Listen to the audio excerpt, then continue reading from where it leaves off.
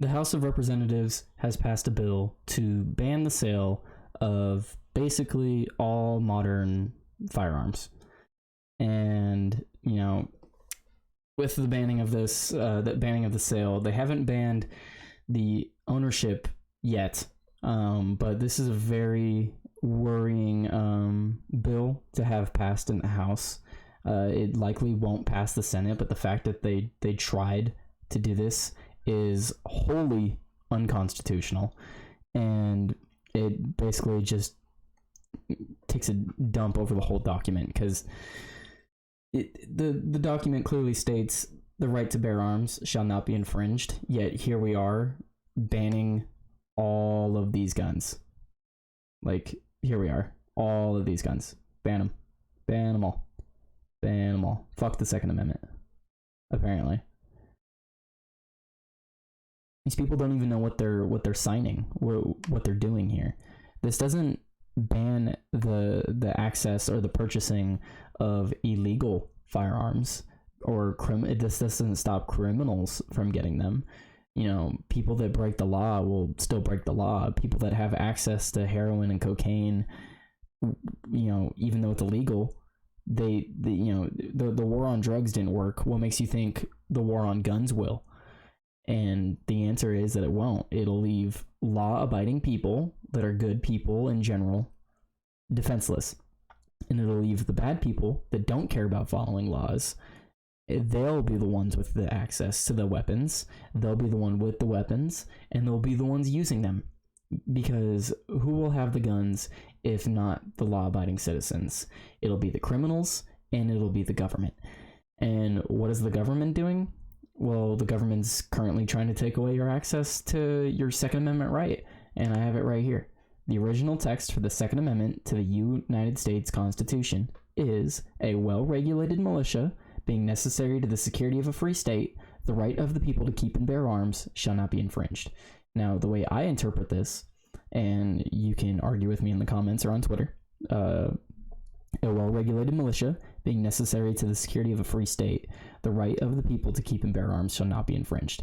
The way I read this is that we need access to arms for the necessity of the free state, meaning that the public needs to be able to defend themselves. And people like to point out that, oh, you know, the militia part.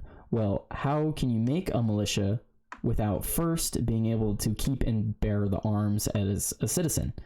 The answer is you can't. How are you going to get a group of people together to make a militia if you can't first keep and bear arms in the first place? The answer is you cannot. You can't make a militia unless you already have access to those weapons and the armaments. Now, what is the definition of militia? Well, if I Google definition of militia, the first thing that comes up would be an army composed of ordinary citizens rather than professional soldiers, a military force that is not part of a regular army and is subject to call for service in an emergency. It's basically just a civilian, semi-organized group. Sorry, getting the burps. But there it is, and they want to take away your Second Amendment. It says it clearly here that it shall not be infringed, and it clearly states militia being necessary to the security of a free state. So I fully agree with that. I mean, we have this video from Twitter. This guy tries to rob a store with an AR. Or, sorry, I'm horrible with guns, not an AR. He tries to rob the store with a rifle. And the store owner has some of his own. What are you pairing?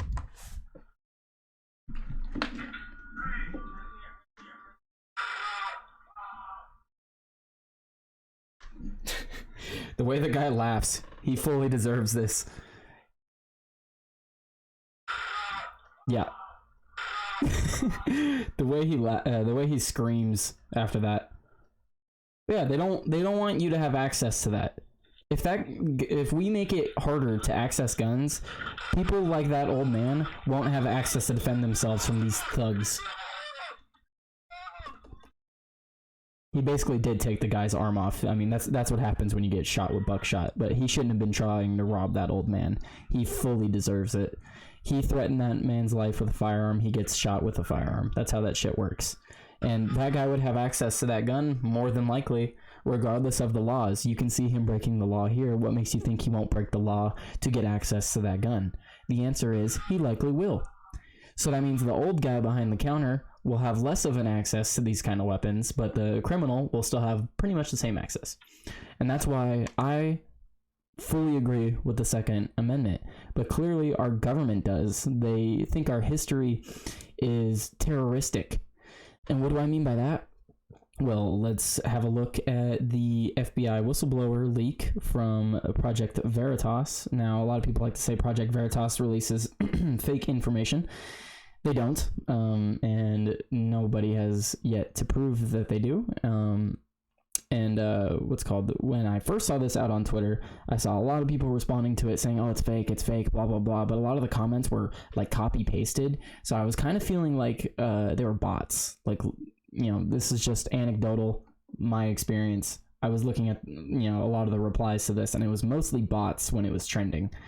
And I just thought that was an interesting thing to note. I don't know if anyone else noticed that or if it was just me, but besides that, they were trying to say that it was fake, but I don't think it is. It seems real, and so far what I have seen online, it is real. And it's kind of hard to see, but you can go ahead and go to Project Veritas's page, but they listing, terroristic symbols here. So the 2A symbol, the Gadsden flag, Revolutionary War imagery, the Betsy Ross flag, the flag that our presidents have been being sworn into the presidency. They're being sworn in while this flag is being flown behind them. So the Betsy Ross flag, the Liberty Tree, that's a hate symbol, that's a terroristic symbol. Black flag, all of these are militia violent extremism, according to the Federal Bureau of Investigation or whatever, the FBI. And this is ridiculous. They're literally going to war with people that own self-defense. And why would they want to do that? Why would they want to target the people that specifically know about history and know about access to weapons and stuff like that? People that like the Constitution. Why go after them? And I think the answer is they want this country torn down and built back up in their own image, and they'll go through whatever means they have to do that. But they know first that they need to get rid of people that have the Gadsden flag, get rid of the people that know about the Liberty Tree, the Betsy Ross flag. They need to make it seem like all of these are hate symbols and that anyone associated with them are evil people. But is it evil to want to protect other humans? Is it evil to want to have access to weapons that I can use to defend myself? I'm not a big guy. If I'm walking down the street and some dude decides to rob me, I'm screwed, more than likely. Am I going to try to not let him rob me? I would certainly hope so. But the fact is, I'm not a big guy, and guns are equalizers. Some massive 6 foot guy, not even 6 foot, 5'8" guy, I'm not even 5'8", so some 5'8", 6 foot guy comes up to me and he wants to rob me. Well, it doesn't matter how big he is if I have a gun and I can defend myself. And that's the same thing I would hope for all of my family that can't defend themselves. There's always going to be a stronger person, regardless of how capable I am. There's always going to be someone who's more capable. And something that's a great equalizer is firearms. Someone robs me or they want to do whatever, I at least have the ability to defend myself and to, equalize the situation, because I don't know what the person is trying to do. If they come at me with a weapon, they're now threatening my life. And I hold the firm belief that if you threaten someone else's life, you have forfeited your own. And that's just a fact. So if he attacks me and I defend myself, well, now I'm attacking him, so he's going to probably try to kill me, and it's going to end one way or another. And I'd like it to end with the criminal, with the criminal going lights out, not the good person who is the victim. And I want victims, regardless of what ideology you have. I don't really care what your political affiliation is. I don't care what you look like. I just want you to be able to defend yourself from these evil people in the world. There are evil people of all shapes and sizes, and they want to hurt you. They want to change society for the worse. They want to change society to fit what they want, and we can't let that happen. But the FBI, going after people like this, the Gadsden flag, it's a flag representing gun rights and limited government. That's a threat to them. Of course, limited government would be a threat to the FBI because they should just be completely dismantled, and gun rights should be wholly upheld. But clearly, our government doesn't agree with that. I mean, like I said, you just look at the bill here. The act may be cited as the assault weapons ban of 2022. They're trying to take our guns away, and they're trying to inch towards that. And they're, technically, according to the FBI, I use terroristic imagery now. I am a terrorist to our FBI. Because of what? Because I use historic imagery from our past that defends the messaging it defends limited government, which is good, and it defends gun rights, which is also good. Tell me what's wrong about that. It's not even like it's the Confederate flag or anything like that. The Confederate flag isn't even on here. They have the Betsy Ross flag. They have the Gadsden flag. They have the I don't know how to pronounce that, the Come and Take It flag. What is our government doing? Inflation is through the roof. Crime is crazy. There's, in the town that I live, all kinds of gun violence is happening, and it's all illegal firearms. The LASD or whatever they're called, they're always talking about how they recovered illegal firearms, not legal firearms. It's always illegal firearms. So banning them is going to make less illegal ones show up? I'm not understanding how this works. You make it harder for me to access guns, but they're still using illegal guns. They're using illegal guns before you've even made more of them illegal. You're just making it harder for us to access guns. That's all this is.